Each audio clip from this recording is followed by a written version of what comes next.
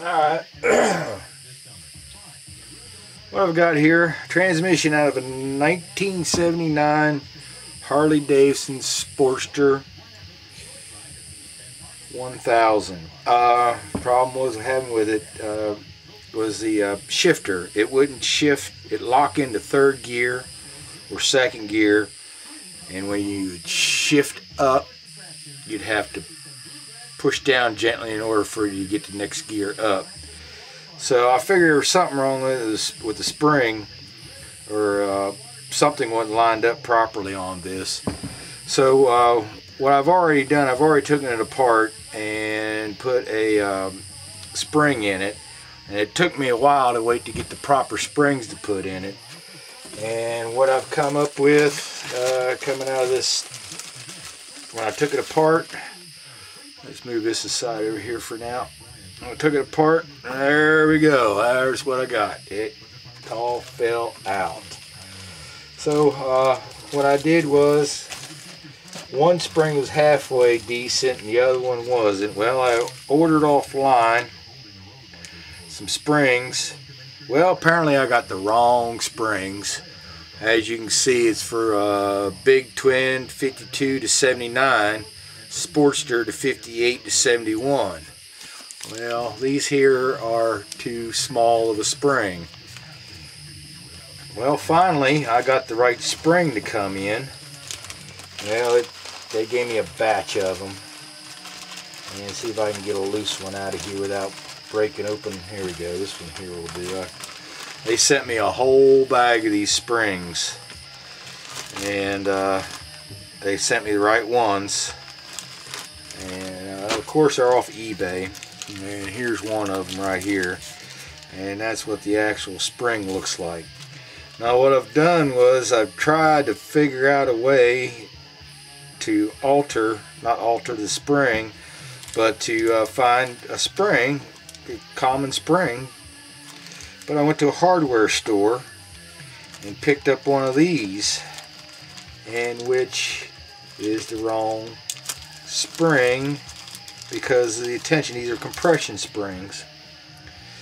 They're about the same size there, but it's not quite it. It's in the book. You gotta have a certain measurement on these. Plus, the spring is a lot tighter to push down compared to this one. You can push down with your finger. But that was the mess that when I took it apart, and that's what I've got. Now I know there's not a lot of videos on these. They're called Pawl Springs, and not too many videos. I've been looking, seeing if anybody had any idea on these setting up on a Pawl spring. So what I'm going to do is, I set these aside over here, is take this apart, because I put one of these heavier springs in from the hardware store, which would not work properly. So finally I get to put a new set of Pawl springs in. One of the first things I'm going to do is, it makes it easier if you're doing this, is keep your gears in place. You don't want to, if you don't want to finagle with a jigsaw puzzle, just take a little bungee cord here and plop it down and put one right there. And we go over to your other one, and it'll put that right there. These little tiny bungee cords, you can get them anywhere, and you tie it off right there. That'll keep the gears in place, because these gears will come right on out and fall out everywhere. That way I can move it around and take this apart. So basically what I'm going to do is just take the pawl off of the shifting pawl, and let's see, I'll need 5/8, I believe it is, yeah. So, and there's a little tab in there, and you have to knock down to get that off of there. Let's see, here we go. And we'll turn that off of there.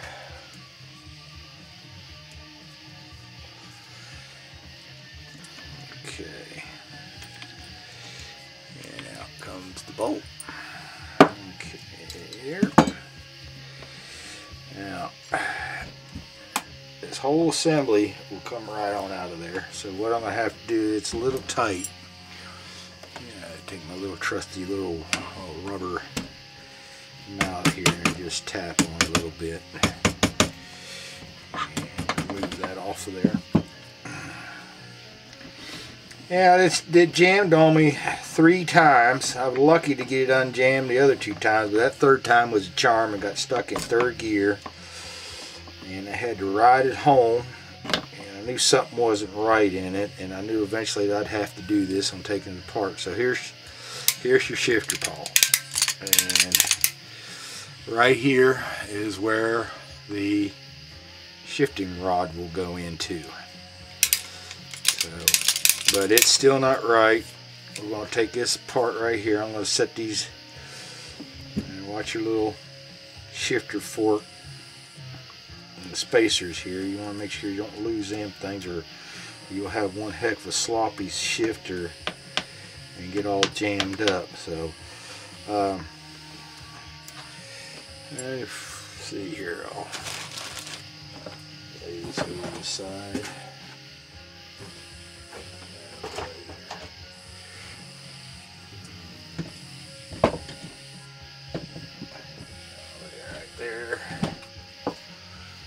Get back to this here. Alright, let me get a pair of snap ring pliers, and we'll take this snap ring right on out. You'll see there's a little snap ring right there, and there we go. Get that booger in there, and set that aside there. Okay, there's this little washer, shim washer, whatever you want to call it. And da-da, this is how I ended up falling everything apart. So what I've done, see, now you can see how that hardware store spring will not work.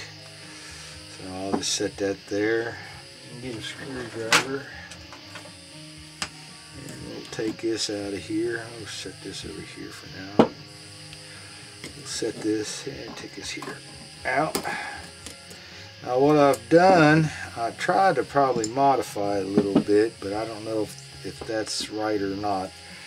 The book requires a part on some of them to where they'll have this go on to here. I made this. I took one of these pieces here and I cut it off. I went ahead and tried to make it to where this here rubs up against here, where that rides whenever you turn it,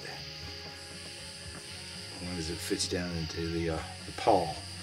But on this pawl spring, it is bad also. It's the original, and it broke off right here, so that's no good.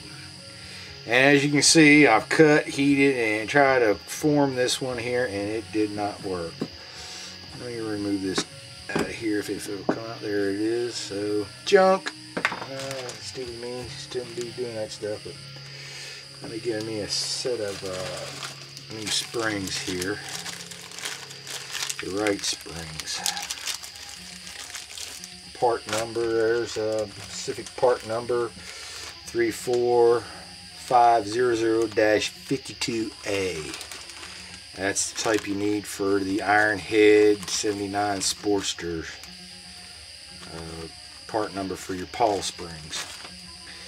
So basically, I really don't know if this is going to be feasible on doing it this way. But let me test it out, put it in here and give it a whirl and see how it does. And that fits in there nicely compared to that hardware spring. So I got that in there. Nice fit. Let's try this one right here. And I'll put this one on this end right here.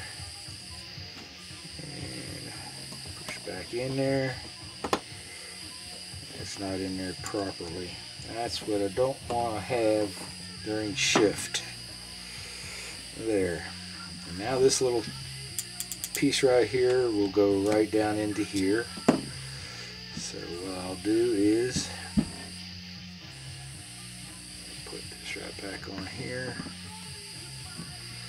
Line my pin up. And there we go. Now, that feels a little bit better. It's not as tight. And that's how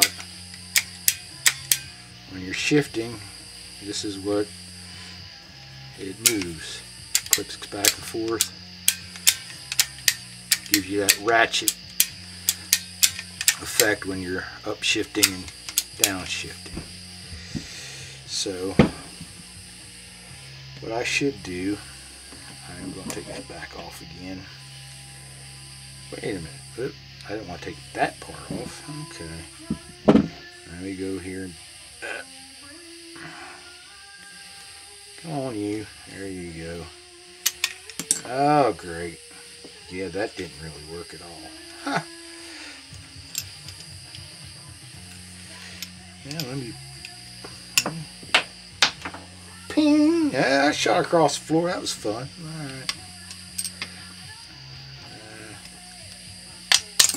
There we go. Okay. Do over. I have to get this put in here. The shifter. Come on. Don't have time for this tomfoolery here.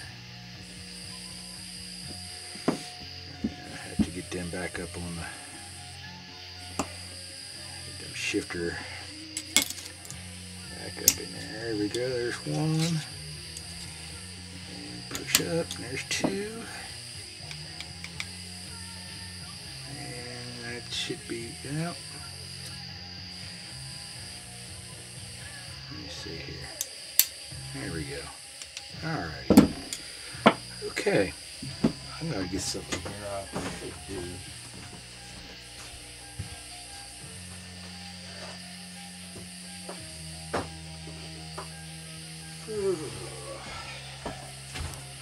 A little grease in it. How's that?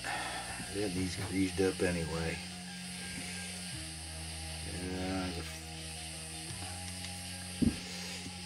Take a little bit here and dab it in there a little bit.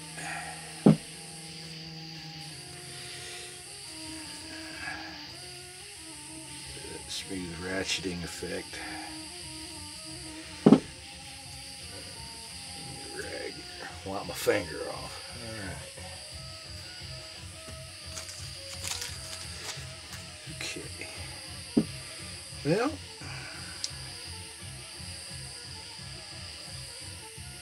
that's how that rides on there without these on it. When I took it apart, it didn't have any, but the book requires them. So let's go back and do this again here.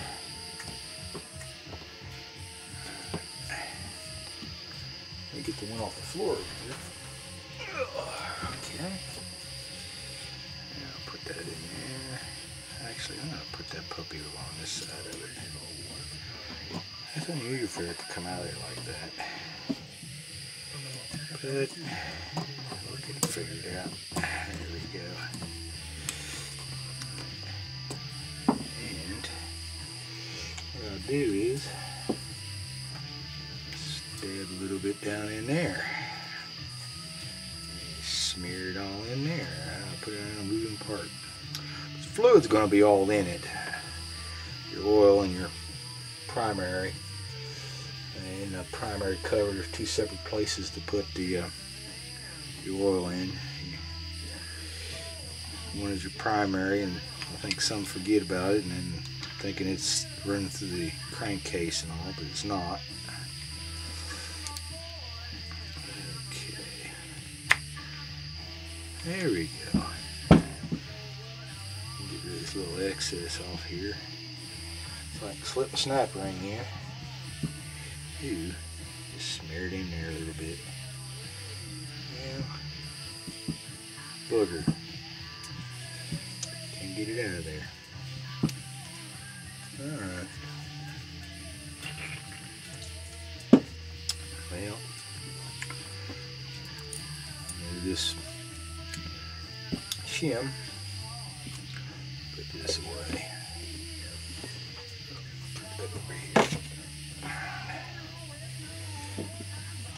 Alright. Put that bring in if I can get a hold of it properly. Yeah. I'm going to do it this way. Get a hold out of that booger. It's tiny. It's got some tiny holes in it. There's one. And take something here, make sure it's fitting down in there in the grooves. Okay. And it back ends up a little bit. There we go. It clicked into place. Alright. Now, I kind of like that. Okay. You hear them springs in there just working and working. And the springs are right back in here. So, let's bring our transmission back over. And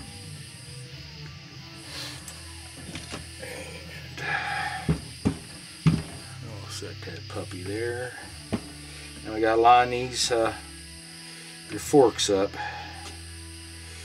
into right into here where that goes. So there's our plunger. That's where everything wants to drift, but that's all right. It gives me movement to put it back on there. So we'll have to pull this fork. Let's get the bottom fork first. Uh-oh, we don't want that off of there. We want that on. Just raise that fork up there a little bit. And to put that on there, like so. There we go. There we go. And now I'll just rearrange the furniture here.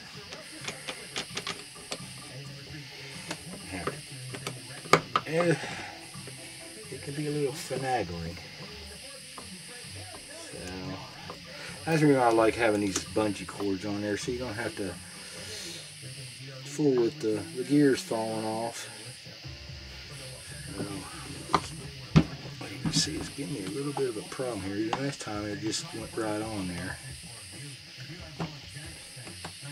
And I got them in there, but I need to line that up. Let me turn this pawl around. There we go. Maybe that might work. Yeah. I need to spin these is what I need to do. I can't do that without them falling off of there. Alright, well here we go. Gonna take my bungee cords off just so I can get this thing to turn. Get the gear placement in there where we're supposed to be at. Yeah. You know what I mean? Yeah, they just fall right apart there. Now I'm gonna get in there. Alright. I hate that when y'all gotta watch me fight with it like this. I didn't have to do it last time. I just do tap it. There we go. It's seated in there. I'll put my bolt in there. My locking tab. Yeah. I'm just going to snug it up just to keep it in place for now. And there we go. Move these here. Put everything back in. And there you go.